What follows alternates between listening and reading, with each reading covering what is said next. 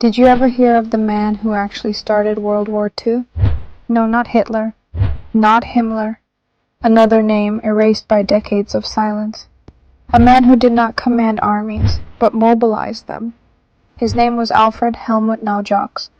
This is the story of how one little-known Nazi operative staged a fictitious attack so convincing it gave Hitler the pretext he had to unleash the world into chaos. Naujocks was born in Germany in 1911. He wasn't some crazy zealot foaming at the mouth. He was worse, intelligent, cunning, well-educated, deadly. In his late 20s, he was inside the Gestapo up to his neck. Not just a mere cog in the machine, he was the machine. Forgery, he could forge it. Assassination, no problem. Sabotage, spying, false identities, he was Hitler's invisible hand. He was handpicked by Reinhard Heydrich, the Nazis' most feared man, to handle operations that were too sordid to leave fingerprints. And in August 1939, Naujocks received his most significant assignment to date. Germany needed war with Poland, but they couldn't just march in. They required a pretext, a reason, an inciting incident. So they created one. The mission was assigned the code name, Operation Canned Goods.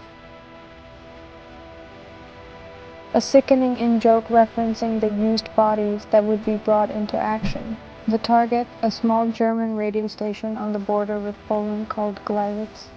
The goal, create the impression that Poland had initiated the conflict. At night, on August 31st, Naujocks and his crew stormed the station.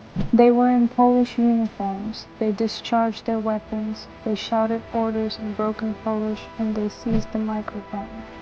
They broadcast a brief, stammering announcement, "Poles, get up, the hour has arrived." It was sufficient. The operation was a technical success. But the terror wasn't finished. They left the bodies of so-called Polish attackers, except they were not soldiers. They were concentration camp prisoners, given, drugged, murdered, dressed in Polish uniforms, and abandoned at the scene like stage props. A bloody, ghastly lie. And it worked. The following day, Hitler declared that Germany had been attacked. Tanks rolled into Poland on September 1st, 1939, and World War II began. All because of a fabricated radio broadcast, some makeshift uniforms, and a few corpses. And as for Naujocks, gone into the war machinery. He remained employed in Nazi intelligence, conducting additional clandestine operations, leaving no trace at all. But in 1944, as the Third Reich collapsed, he surrendered to American forces, like a man who knows when to fold. Instead of being shot by firing squad, he struck a deal. He testified at the Nuremberg trials, not as a convicted offender, but as a witness. He owned up to his role in Operation Canned Goods, but presented himself as a man simply doing what he was told. The punishment? None. He was sent off to Denmark, released after 4 years.